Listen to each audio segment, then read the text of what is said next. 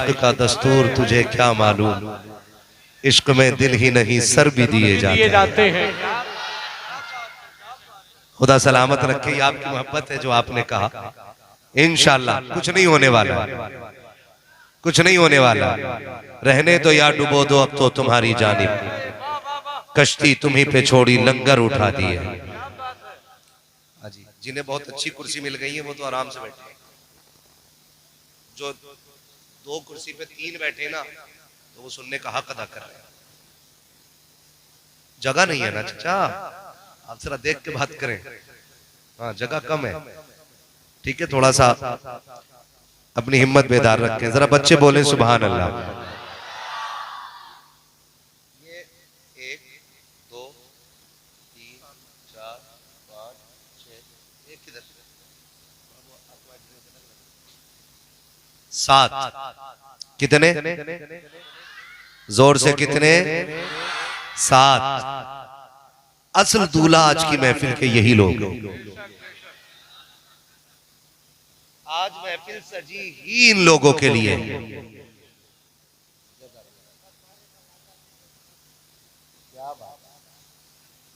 क्या बात है, क्या बात है। फैजाने सरकारे कला जारी है। कल मैं किछोचा शरीफ में था और वहां भी दस्तारबंदी का बरागत का, बच्चियों की बरागत का प्रोग्राम था, विदापोशी। हम बुजुर्गों के मानने वाले लोग, हम हर उस शख्स को मानते हैं कि जो मेरे मदीने वाले मुस्तफा को मानता है। क्या बात है, क्या बात है, क्या बात है। और अल्लाह सलामत रखे। मैं अपने सफर का आगाज करने लगा हूं। कितने हो गए फारिग? जोर से बोले 7।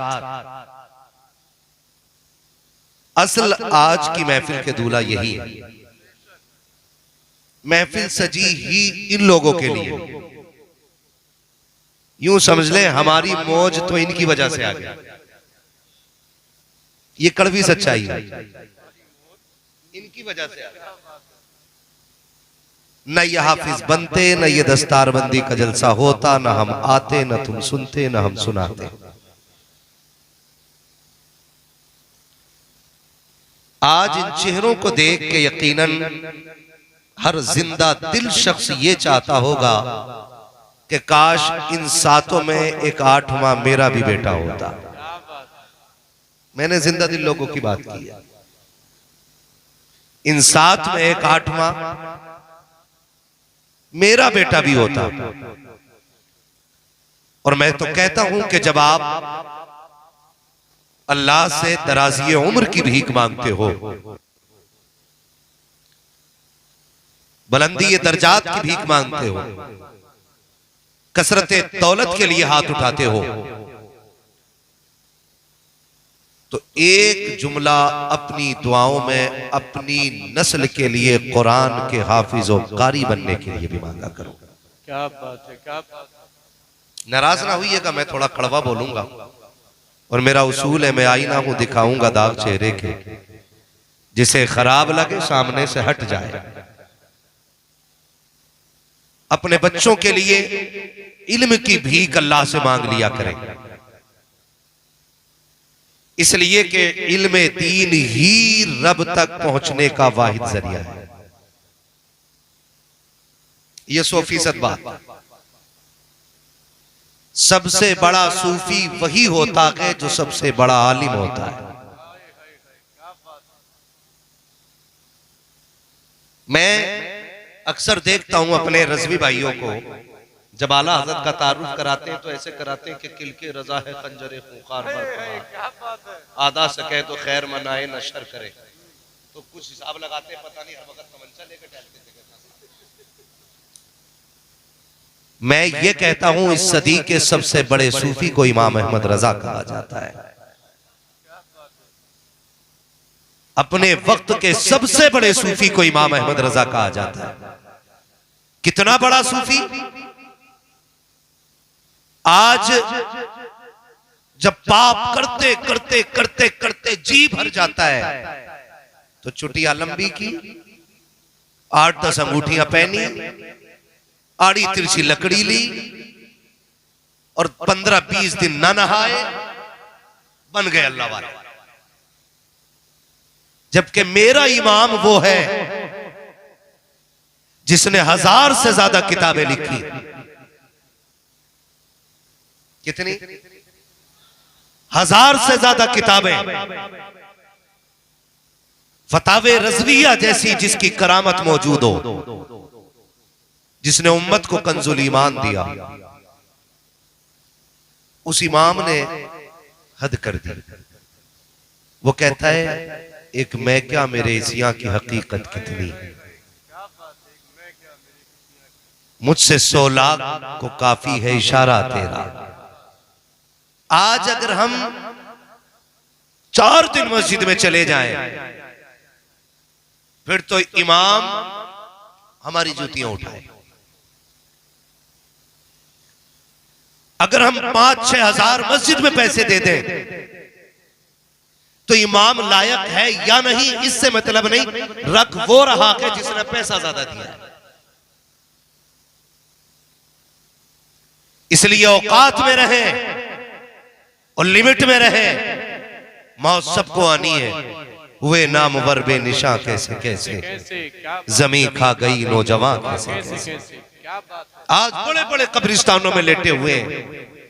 एक दिन तेरी मेरी भी बारी आनी है। जमीन पे सदा के लिए किसी को नहीं रहना है। कुल्लु मन अलैहा फान, हर चीज फना हो जाएगी, बाकी रहने वाली सिर्फ रब की जात है। उसके अलावा कुछ भी बाकी रहने वाला, कुछ भी बाकी रहने वाला नहीं है। अगर खुदा ने 4 सजदों की तौफीक दे दी है तो फिर किसी को जलील समझने की जरूरत नहीं है। अगर वक्त की पाबंदी से 2-4 दिन मस्जिदों में आने लग गए हैं तो फिर किसी को हकीर समझने की जरूरत नहीं है। अगर अल्लाह सजदों की तौफीक दे दे तो रो के अल्लाह से उन सजदों की मकबूलियत की दुआएं मांगा करो, उसको राजी करने की कोशिश किया करो, इसलिए कि वो ऐसा बेनियाज है। अगर वो रूह नाराज होने पे आए तो करोड़ों बरस की इबादत मुंह पे मार देता है, और अगर कबूल करने पे आए तो एक कुत्ते को पानी पिलाने वाले को जन्नत अता फरमा दे। क्या बात है, जिंदाबाद जिंदाबाद, क्या बात है। मैं इसलिए नौजवानों से कहना चाहूंगा, रिश्ता अपना रब से मजबूत करेंगे इंशाअल्लाह। समझ रहे ना? कह रहे हैं जी दुआ करिए, 4 उम्रे करिए आया। 4 तो एक साल में करता रहा। कह रहे अल्लाह का शुक्र है अब्बा ने 6 उम्रे करे थे। एक कह रहा 16 उम्रे करे थे। पड़ोसी आके कह रहा ये तो पूछो जमीन कितनी मारी थी उसने। कंडीशन समझे जरा। हमें नेकियां सिर्फ याद रहती हैं और किए हुए पाप भूल जाते हैं। 4 दिन मस्जिद में आया, कह रहा इनके पीछे नमाज नहीं होगी। क्यों? क्या अंगूठा हिल गया? तू पूरा हिल गया तो कुछ नहीं, और इमाम साहब का अंगूठा हिला तो नमाज खत्म। ये अल्लाह से दुआएं मांगा करो। अल्लाह जो सजदे करके हम निकले ना, ये कहीं मुंह पे ना मार देना। हम वैसी इबादत नहीं कर सकते जो तेरे लायक हो, लेकिन मालिक जैसी तौफीक है हम आ गए ना, मालिक बख्श दे। अपने अमाल का मुहासबा करें। दूसरे पे तनकीद करने से पहले खुद को देखें हम। क्या ये रवैये हमारे नहीं? 10 लोग मस्जिद में पाबंदी से नमाज पढ़ रहे हैं, एक बंदा गैर हाजिर हो जाए किसी टाइम में बाई चांस, तो लोग शोर मचाते हैं, अरे भाई फला नहीं आया, जबकि मसला उसका नहीं कि वो नहीं आया, ये बताना चाहता कि मैं आया हूं।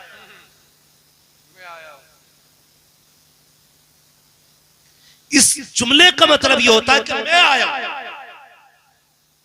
अगर खुदा आपको मस्जिद में ले आया है और तुझे अपने घर में जगह दे दी है तो फिर उसे रो के मना, उसे गिड़गिड़ा के मना। अगर तू किसी वक्त में आ गया है और अगर नहीं आया, पूछो यार ये क्या कर रहे हो कि फला नमाज में नहीं आया, हो सकता कोई मजबूरी रह गई हो, तुम्हें क्या जरूरत पड़ी है किसी के राज से पर्दा उठाने की। तो जानते हो क्या जवाब देता है कि साहब मैं तो हमदर्दी की वजह से पूछ रहा था, मैं इसे हमदर्दी नहीं कहता हूँ, हमदर्दी तो ये थी अगर तेरा कोई भाई फजर में नहीं आया था, तू फजर के बाद चुपके से उसके दरवाजे पे जाता, कुंडी खटखटाता और उसके पास जाके बैठ के कहता यार आज तेरे बगैर मस्जिद में जी नहीं लग रहा था, आज तेरी बड़ी याद आ रही थी, आज तुझे देखा था सब में तू नहीं था तो अच्छा नहीं लगा था, बता तो सही क्यों नहीं आया था। अगर वो उज्र पेश कर दे तो उसकी कद्र कर, और अगर उससे कोताही हो गई हो तो उसकी जूतियां उठानी पड़े तो उठा लेना, उसके पैर पकड़ने पड़े तो पकड़, और उससे इतना कह दे यार आ मस्जिद में आ जा, मैं मस्जिद में भी तेरा साथ चाहता हूँ और जन्नत में भी तेरा साथ चाहता हूँ। नारे तकबीर, नारे रिसालत, फैजाने सरकारे मदीना, फैजाने सरकारे कला, हजरत अल्लामा मौलाना मुफ्ती मोहम्मद हम्माद साहिब किबला, नारे तकबीर, नारे रिसालत। ये 4 सजदों का घमंड है, लेकिन याद रखना अल्लाह सबका है, अल्लाह सबका है, अल्लाह सबका है, वो नेक का भी है, वो गुनाहगार का भी, वो सबका है। किसी को हकीर ना समझना, वो कब तकदीर बदल दे वही जानता है, वही जानता है। खुदारा सबसे पहले अपनी मैं खत्म करें, ये जो अना है ना हमारी, हाँ मैं अभी अपने इसी इलाके में पिछले साल शायद मस्जिद में बैंड चली, गोली चली, अपने मतलब इसी यूपी वेस्ट के लिए, है ना, काफी टाइम हो गया ना, हाँ वो गांव का नाम ना ले, बस इतना समझ ले हमने इबादत खानों को अखाड़ा बना दिया, जो हमारे इबादत गाहें हैं हमने उससे अखाड़ा बना दिया, मस्जिद में आकर ना बटन दबा दिया। ये हर जगह का मसला है। दूसरा पंखा बंद कर देता है, और कोई कह रहा है इसके नीचे मैं ही खड़ा हूं, मेरे अब्बा मरे थे तब लगाया था ये मैंने, ये है भाई। अगर 10 पेटियां पारों की मस्जिद में रखी है ना, वो ढूंढ के लाता जिसमें अब्बा का नाम लिखा होता है, अब्बा वाला पढ़ना पहले। और कुछ लोगों की मस्जिद में जगहें खास हो जाती है, पता नहीं हम मुखिया खड़े होते हैं, हाँ हजरत या प्रधान खड़े होते हैं, अजान हो गई, जुमे का दिन है, निकल के नहीं आएगा, जब खुतबे का वक्त आएगा तो आके मस्जिद के गेट पे खांसता जगह दो ही में आगे जाना। ये सच्ची बात बता रहा हूं, ये दिल के काले होने का सबसे बड़ा सबूत है। फिर कोनियां लग रही, जगह दो, अब जगह ना दी जाए तो कह रहा हटो, ऐसे ये उलमा बैठे, नाम बैठे, बड़े बड़े मेरे सर के ताज बैठे, इनसे पूछो जब मस्जिद में सब बंदी हो जाए और राह निकलने की ना हो तो फिर अगर जूतियों में जगह मिल जाए तो वहीं बैठ जाना चाहिए। क्या बात, इसे बंदगी कहते हैं, हक, इसे बंदगी कहते हैं। कह रहा मेरे बाप ने 16 उम्रे किए थे, लेकिन वो जो 6 बीघे भाइयों की लेके मरा है कोई उसका तस्करा करने के लिए तैयार नहीं, वो जो पूरी जिंदगी गरीबों को सताता रहा है कोई उसका जिक्र करने के लिए तैयार नहीं। हद तो तब हो जाती है जब मरने वाला भी पापी है, गवाही देने वाला भी पापी है, और कहता मैंने रात उसे जन्नत में टहलते देखा है, तूने जन्नत देख ली, उसे जन्नत में देख लिया, अमल क्या था, कहा कुत्तों को पानी पिलाते थे, मैंने कहा गैरत कर जो गरीबों की रोटियां छीन रखा, अगर कुत्तों को पानी पिलाया तो क्या करके चला गया है। खुदा का वास्ता दे के कहता हूं अगर रब ने नेक बनाया है तब भी डरना है, रब ने हमें अगर छूट दे रखी है, हम गुनाह पे गुनाह कर रखे हैं तब भी जरी नहीं होना है। सबक सीखो बरेली के इमाम से, आवाज दे के कहते हैं मेरे अमाल का बदला तो जहन्नम ही था, मैं तो चाहता मुझे सरकार ने जाने ना। क्या बात है, जिंदाबाद भाई जिंदाबाद, बहुत अच्छा है मुफ्ती साहब, क्या बात है। डरे खौफ पैदा करें अल्लाह का। बनी इसराइल में ना एक मुस्तजाबुद दावात बंदा, और ऐसा मकबूल बंदा था अल्लाह का कि वो चलता तो बादल उसके ऊपर साया करते थे। क्या करते थे? बादल साया करते थे। अब वो एक दिन अपनी इबादत गाह से निकल रहा था तो किसी गुनाहगार बंदे के दिल में आई, क्यों ना यार मैं इस अच्छे आदमी से मुसाफा कर लूं, हो सकता खुदा मुझे भी नेक बना दे, है ना। और ये सोच के उसने हाथ बढ़ाए ना गुनाहगार बंदे ने, तो उसने अपने हाथ पीछे कर लिए। उसने कहा मैं तेरे जैसे पापी से मुसाफा करूं? तू जानता नहीं मैं अल्लाह का कितना नेक बंदा हूं कि बादल मेरे ऊपर साया करता है, तू देखता नहीं? जैसे इतना कह के उसने हाथ पीछे किए ना, उस गुनाहगार की आंख में आंसू आ गए। उसने रो के आसमान की तरफ देखा, कहा मालिक मुजरिम तो तेरा हूं ना, फिर ये दुनिया जलील क्यों कर रही है? हिसाब तो तुझे लेना है ना, फिर इससे मुझे जलील करा रहा है? मालिक मानता हूं मैं तेरा गुनाहगार हूं, मैं तेरा मुजरिम हूं, मगर हूं तो तेरा बंदा ना। ये कह के वो रोता हुआ चला। जब वापस पलटा तो दुनिया ने देखा कि जो बादल उसके सर पे था अब वो बादल इसके सर पे आ गया था। सुभान अल्लाह, सुभान। जो इज्जतें उसकी थी अब खुदा ने इसकी बना दी थी। ये इज्जतें इसको दे दी खुदा ने। तो रब बड़ा करीम है, बड़ा करीम है, कभी किसी को हल्का ना जानिएगा।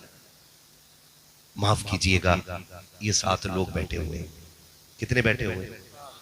7 लोग बैठे हुए हैं। इस इदारे पे तकरीबन 35 से 40 बच्चे इस इदारे में रहते हैं। क्यों भाई कारी साहब, सदर साहब किबला, 35 से 40 बच्चे लगभग इस इदारे में रहते हैं और यहीं पे खाना खाते हैं। ऐसे ही है ना? आप अगर सच हो तो गवाही दें, वरना मसला कोई नहीं है। कितने बच्चे यहाँ रहते हैं? 35 से 40 बच्चे। खाना कहां खाते हैं? मदरसे में। लेकिन जानते हो तकलीफ हमें तब नहीं होती है जब कोई इनकी जिम्मेदारी नहीं उठाता है। तकलीफ हमें तब भी नहीं होती है जब कोई इनसे खाने को नहीं पूछता है। हमें तकलीफ तब होती है जब कोई इन कुरान वालों को हिकारत की नजर से देखता है। जी। अगर पैसा आ जाता ना बंदे पे, माफ करना, ये दौलत कभी किसी की नहीं हुई। जब कारून जैसों का खजाना जमीन में धसा दिया, तेरी मेरी औकात क्या है? क्या बात है, क्या बात। कितना खजाना, एक थोड़ा अल्लाह निकालते सारी जायदाद बिक जाती है। फालिज मारते जबान तो चुटकियों में सारी मिट्टी में मिल जाती है। कितनी तुमने भी देखी होंगी, मैंने भी इतनी सी उम्र में देख लिया, जो पहले कभी अमीर होते थे आज अपने वक्त के सबसे गरीब बने बैठे हैं। ये निजाम कुदरत है। तो अगर पैसा किसी के पास है ना, तो फिर कुरान वालों को बड़ी इकारत से देखते हैं। हाफिज जी, अच्छा हाफिज जी, बस आप खुद अंदाजा लगाइए, इन कुरान वालों की दावत उस वक्त तक होती ही नहीं है, कोई करता ही नहीं है जब तक उस घर में कोई मर ना जाए।